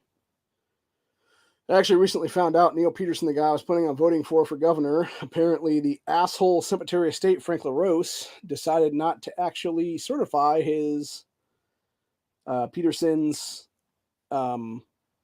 signatures to be on the ballot now. I'm still going to vote for Neil Peterson, though, dude. I don't fucking care. I refuse to vote for DeWine or Whaley at this point, dude. Because they are both scumbag, elitist pieces of shit. They're both establishment fucking criminals from their respective parties. And neither one of them should be in any position of power ever again. So, anyway. Like I said, I am so fucking over it, man. I really am. Like, I'm fucking done. I am so done. And I think so many other Americans are anymore too as well, dude. And we have every justification to be at this point. We have every justification to be pissed off right now. We have every justification to be calling this shit out right now, dude. Because these people are literal fucking criminals in office, dude. And they do not need to be in office anymore. And honestly, if the DOJ wasn't so corrupt, if the FBI wasn't so corrupt, if the ATF wasn't so corrupt, they would be the ones arresting these people, dude. And if these fucking local sheriffs and everything else like that in the states weren't so corrupt, they'd be arresting everybody from the FBI agents to the fucking criminal politicians and everybody else in between, dude. But again, you know, people want to talk about conspiracy theories. It's not a fucking conspiracy theory when it literally comes true a few days later, a week later, a month later, a couple of years down the road. It's delayed reality, man. You know, people always said, oh, you know, it's never, there's too many working parts. Oh, you can't have so many people involved in some bullshit, dude. There was one here a few months ago, like 6 months ago or something. It was some fucking doctor or something in, I think, Pennsylvania or some shit, who was doing a fucking thing for like 10 years where he was fucking people up and giving them surgeries they didn't need and then handing them a few $1,000 or whatever to basically be his patient so he could defraud the fucking government a bunch of times, dude. And that was going on for years until like 10 people came forward, dude. And there was like 60 or 70 patients involved in that shit over that time at least that he had done stuff on. And it's like, yeah, you can't sit and honestly tell me that there's not going to be that kind of stuff. And again, it's called compartmentalization, dude. You might have like one dude who's like the middleman, you know, that's like, you know, potentially like, let's go ahead and say it like this, right? So you would have like CEO guy at the top that knows everything. You would have some middle manager guy that knows like their part in the thing and whatever the part is for like some fucking office clerk guy named DJ or some shit. He tells DJ what to do, and then he himself goes and does his part as well. That's compartmentalization. Neither one of those guys, neither DJ nor the fucking, you know, middleman Jameson, knows the actual whole thing, dude. But the CEO guy at the top does. They know exactly what's going to be on. It's like the Project Mayhem thing from fucking Fight Club, dude. The only thing those people knew was, okay, we're like the whole thing when they did the part of the movie where they were talking about his name was Robert Paulson thing and stuff. Their whole thing was like, oh, it was our job. Like we were given they were handed these envelopes and stuff like that. And it's like, it was our job to, you know, take out a stylish coffee bar and also take out some modern piece of art at the same time. And that was their whole thing. That was their whole part of the thing, dude. They had no idea what the big picture thing was until later on. Which apparently the big picture thing, the end game for that whole movie was basically, you know, them trying to destroy people's credit scores all the way back to zero and stuff by blowing up a bunch of fucking credit card companies and stuff like that, dude, which is insane, by the way. Like to point that one out. And actually, if I'm not mistaken, there was actually a sequel book that was made to that, because the whole movie itself was based on a book, if I'm not mistaken. And there was a sequel book that was actually made where it essentially talked about the Tyler Durden character creating like Al Qaeda or some shit like that, dude. It's just like, come on, man. So, but yeah, it's just like I said, dude. But the thing of that is, like, you can't honestly tell me that there's not bigger things than that, dude. That there's a bunch of people involved in it. And again, when you compartmentalize shit, where it's like, like let's say it like this, right? Like going back to the whole FBI story where it was talking about Jim Jordan, the whistleblowers and stuff, dude. So you have basically like everyday FBI field agents and stuff like that.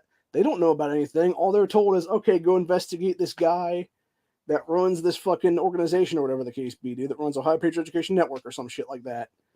And they're like, oh, what has he done? What has he done? Oh, he said some shit about some dude or whatever the case be. And they're like, oh, is this really a thing or whatever? It's like, no, it's not. And they're like, just go fuck with them anyway.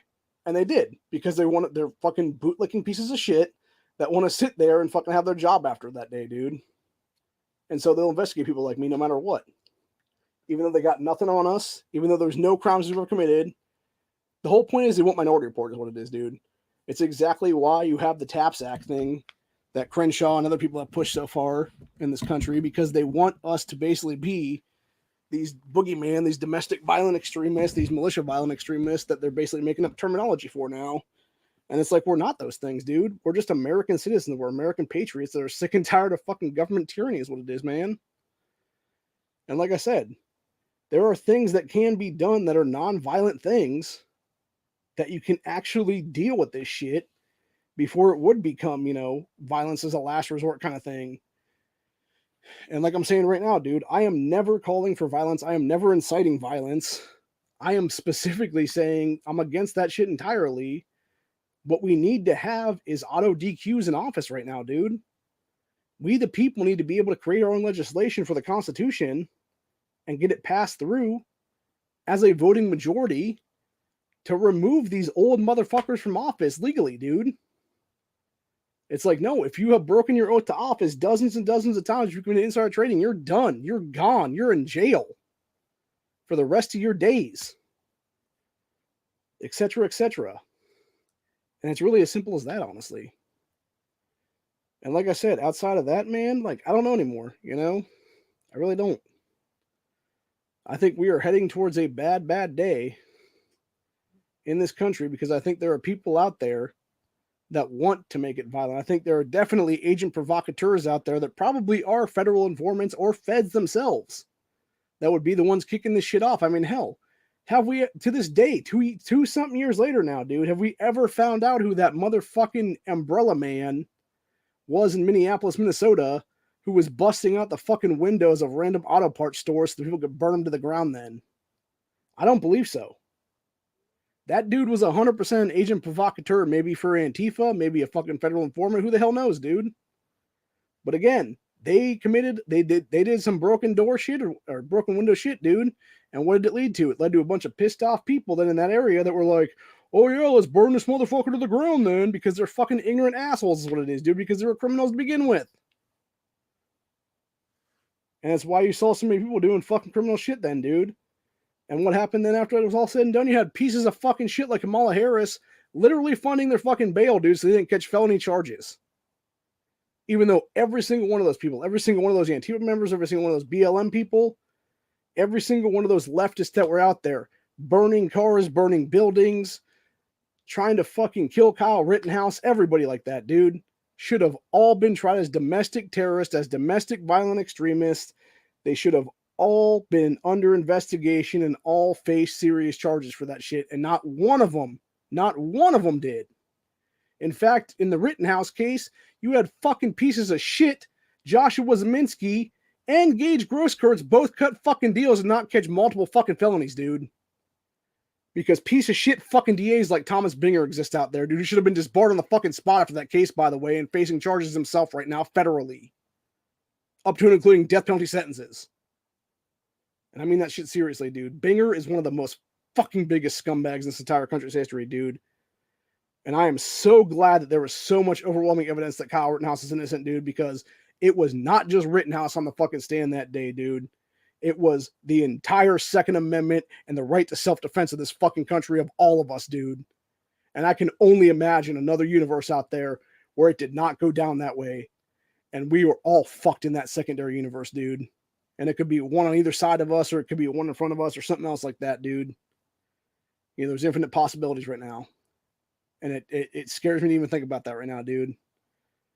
And that poor kid, that poor young man who is now 19 years old, can never have a fucking normal life because of the bullshit the fucking media put him through, dude. Because of the bullshit that the fucking Democrat Party put him through. And slandered his name and defamed him and everything else like that, dude. And as someone who has faced similar stuff myself from this so-called Second Amendment community here on YouTube, I can tell you right now, dude, it pisses me off to this day, honestly. And I still have the ability to file charges against people, just so we're clear on that one, dude, if I ever want to. And I'm still debating if I want to right now, honestly.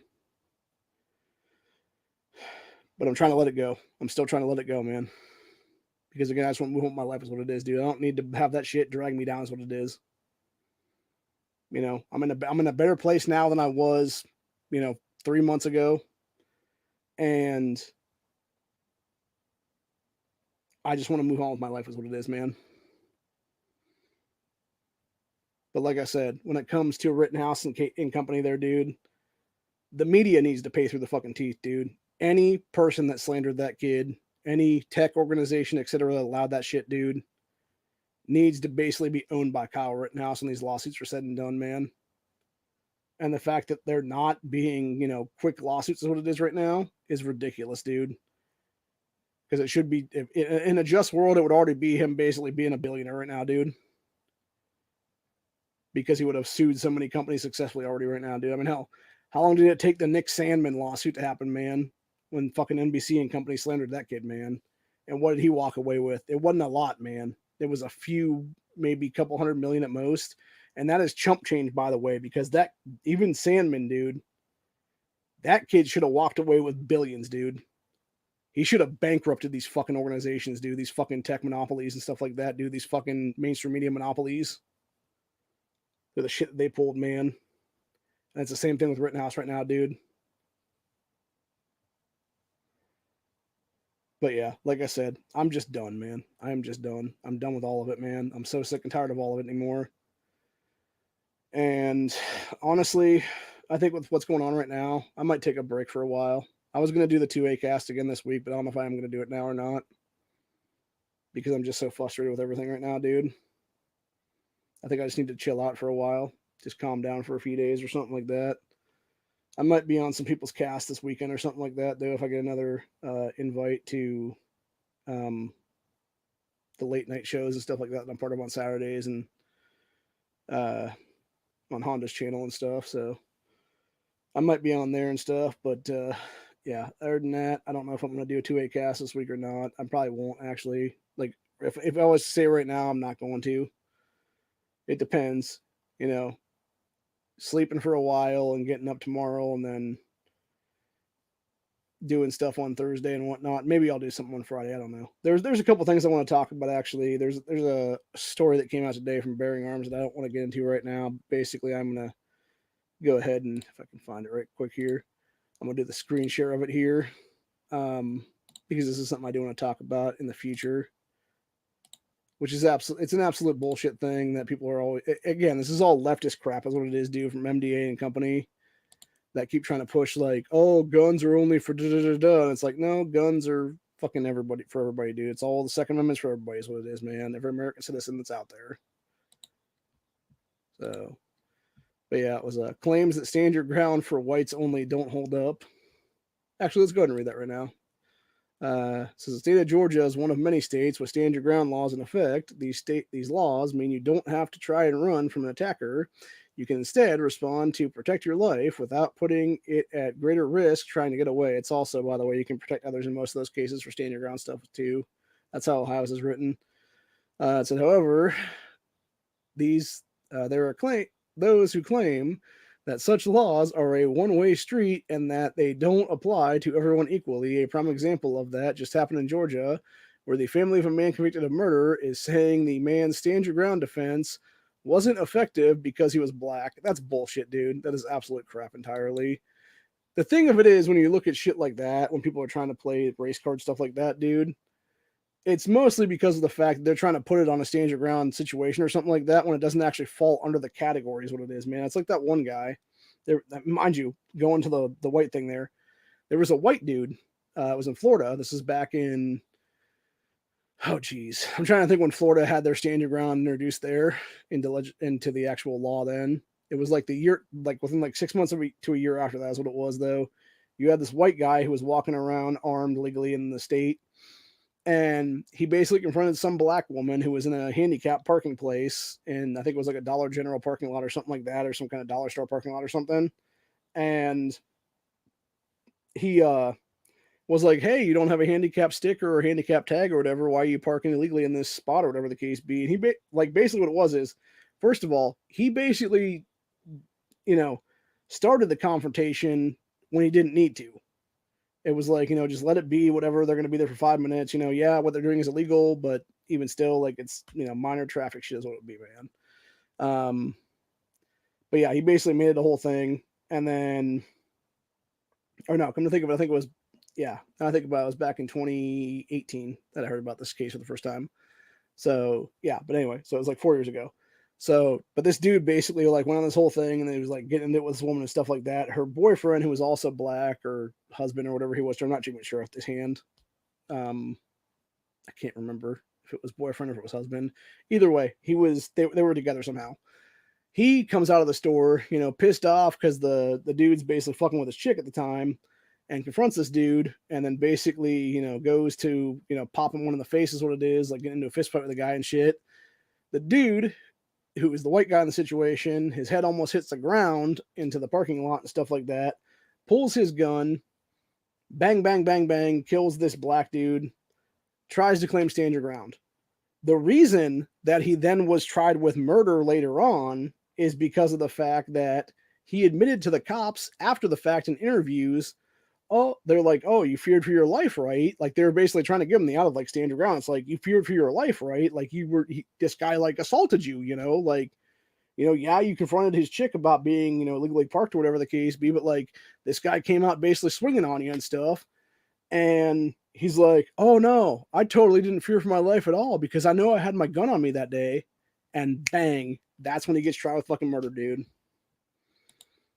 So the reason that we're going to say that stuff is that we're going to then read this rest of this article, though. It said, going back to the Georgia thing, though, it said William Mark Wilson was recently convicted of involuntary manslaughter for a shooting that he says was in self-defense against a racist attack on a Georgia highway, and his family and lawyers say the case reveals a racial double standard for, quote, stand your ground laws. Quote, "If you put me in Mark's shoes, there's no way I would have been prosecuted," Wilson's cousin, Clarence Pogwin, who is white, told Yahoo News. "Odds are I would have been given a medal, probably given a parade in my name." Yeah, that's not going to happen, douchebag. So that's unreal how he was treated just because he's a little bit more tan than I am, said Wilson, a biracial black man. So basically mixed race is what they really mean on that one. Who was 21 years old at the time of the shooting in June 14, 2020, fired his legal handgun at a pickup truck of white teens who he says was yelling racial slurs at him and trying to run him and his white girlfriend off the road.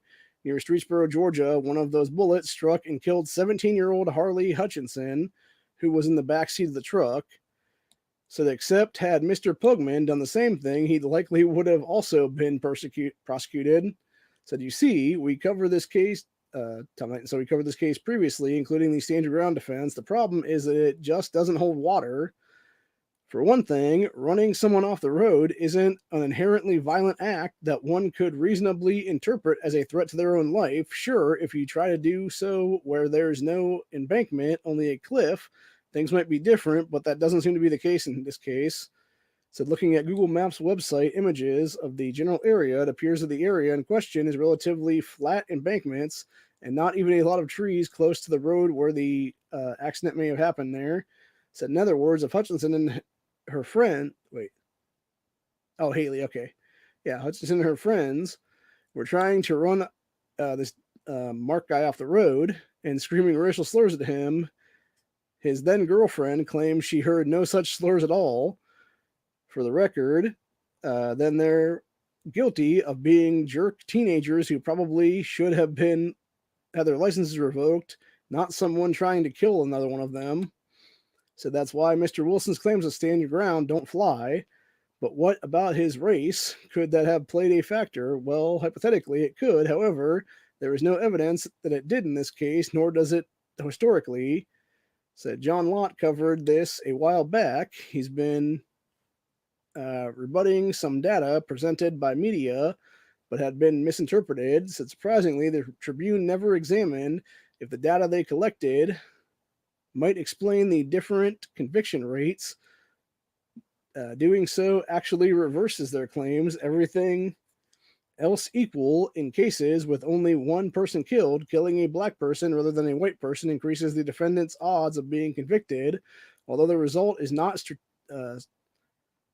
strategically significant, if you also include multiple murder cases, killing a black person increases the chances of conviction even more. Said these regressions also show that white defendants are more likely to be convicted than black defendants, and both efforts are significantly greater than for Hispanic people. So yeah, it's a bunch of bullshit, dude, is what they're saying on that one, as it should be. Because again, it's people that know that their whole claim is BS and they're just trying to play the race card is what it is, dude. And I'm sick and tired of that shit too, by the way. It's just like the same thing, because it's the same thing with Democrats, by the way. You know, especially like when you go back to Ohio in the past couple of years now, dude, when it came to our stand your ground passing in 2021 and when it came to constitutional carry passing this year, you had people like Amelia Sykes come out of the woodwork and be like, oh, it's racism, it's racisms. It's because they have no real argument against it, dude, because they know for a fact that all it would do is help protect more black Ohioans along with every other person of every other race in the state of Ohio against criminals in their fucking cities and in their specific districts and stuff like that. That's what it is, dude. So anyway, yeah, it's a bunch of shit, dude. It's a bunch of shit on all fronts, and I'm fucking sick and tired of it. I really am, dude. Like, I'm just so over it. Because it's just people that have no argument, dude. Like I said earlier, it's like they just want to spew the, oh, racist, sexist, white supremacy bullshit, dude. It's like, no, you're just a fucking idiot that has no real argument, is what it is, dude. Actually, I challenge anyone right now, dude. If y'all want to ever debate me about something, let's have a fucking real debate about shit, dude. If y'all want to ever come to me about something, fucking come to me, dude. Leave a comment on the fucking channel. You know, contact me through fucking emails that y'all have. And let's have a real discussion about shit, dude. But y'all don't want to because y'all are a bunch of fucking cowards is what it is, dude. So, anyway. Like I said, I'm sick and tired of cowards. I don't need anything to do with fucking cowards anymore, dude. I'm my own man doing my own thing. And it's as simple as that. And I'm going to do what I need to do to keep doing shit, dude. And I'm going to make, hopefully, Ohioans for Firearms Freedom and Ohio Patriot Education Network household names in the state of Ohio to where people understand that they can have good people backing them up, backing up their constitutional rights, backing up their ability to defend themselves and protect themselves. And hopefully at some point I'll have enough money in the coffers to actually start doing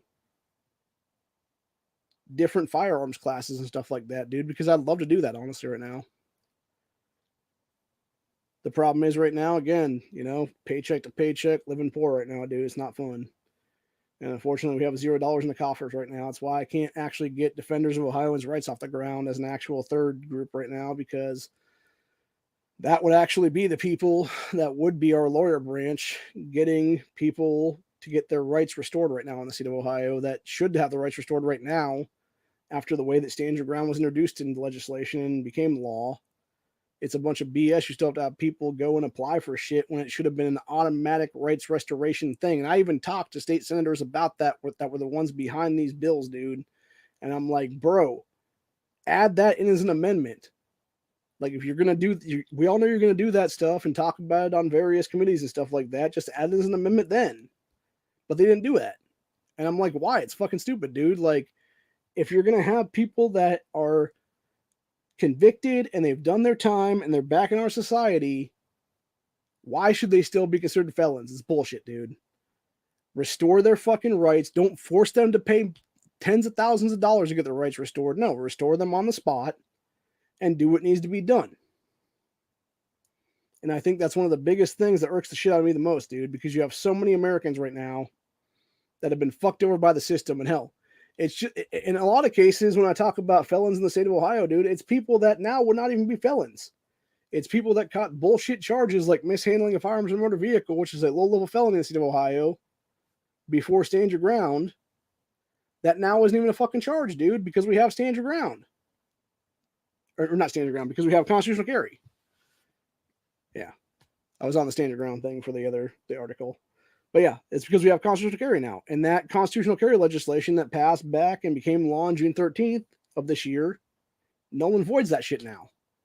It allows you to legally carry in a car without needing a license, without needing some bullshit fucking fees and asking the government permission and stuff like that. No, it allows you to have your fucking right to have a firearm, dude. And if a cop fucking stops you or whatever the case be, and they try to fuck with your rights, they have no right to do that anymore, dude. They can't arrest you for that kind of stuff. I believe there actually is something where if they technically ask you if you have a firearm, you're supposed to still tell them is what it is, dude. But you don't have to tell them if they're not going to ask you. The shit is what it is, dude. Because that actually was, I believe, amended out of the shit as it should have been. Because it's like, yeah, you should have no reason to inform them is what it is, dude. They should just be assuming everybody's carrying at this point, man. And if they want to be a bunch of scared fucking pussy cowards and shit like that, dude, they shouldn't be in law enforcement to begin with, then is what it is, man. But anyway, that's pretty much where I'm at with it, man. It's a bunch of crap that you have people that are still considered felons in this state when they shouldn't be. When the laws that they technically broke shouldn't even be on the books to begin with and are now null and void anyway because of other better legislation that's now come along. That took 2.5 decades longer than it should have to actually become law. That's the thing, man. When you look at constitutional carry in the state of Ohio, it should have been law of the fucking land in the state back in 1997 when it was first introduced. It was not passed into law until 2022, man. 2.5 decades later. I was 12 years old in 1997, man. My future wife could have been born in 1997, dude. For all the fuck I know. You know, there could be some 25-year-old girl out there right now that I haven't met yet. That her entire life, we could have had stand your ground in this fucking state. But we didn't because a bunch of coward motherfuckers refused to actually let it get through committees and stuff like that. Because a bunch of criminal politicians refused to do their sworn oath to the Constitution that they swore to uphold they took office. And this is exactly why I really, really wish I could hit the fucking lottery right now, dude, because I would seriously be backing so many grassroots candidates across the state in future election cycles, dude. Like, you would just have millions of dollars fly out of my fucking coffers and stuff like that, dude, simply to back, like, an entire General Assembly of candidates, basically, at this point, dude. That could be able to primary these motherfuckers out, dude. That could actually be able to do what needs to be done to get the corruption out of the Ohio General Assembly, to get the corruption out of the Ohio State House, to get the fucking corruption out of the state of Ohio, and to basically be a bunch of oath keepers again, to be a bunch of good constitutionalists again, not a bunch of damn oath breakers. And I dream of a day that happens, honestly, dude. Both at a state level and at a federal level across the board. You know, I've heard people in the last few days to a week or so talk about where's our billionaire, where's the 2A billionaire and stuff like that. They don't exist, man. They don't exist for a reason. And that reason is because when you have that much money, you don't fucking care about other people's constitutional rights, dude, because you have armed security with you at all times is what it is.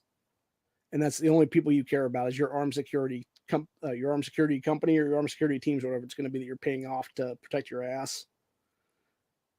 And that's the problem right there, dude. And that's why it needs to be the people that become multimillionaires that maybe are gun enthusiasts and stuff like that, you know, kick back a few dollars to the statewide orgs and stuff like that, or the nationwide orgs and stuff like that. And they start funding the ability for us to be better, more constitutional nation is what it is, dude. And maybe eventually we have nationwide stand your ground. Maybe eventually we have nationwide constitutional carry like we should have 4 to 5 years ago.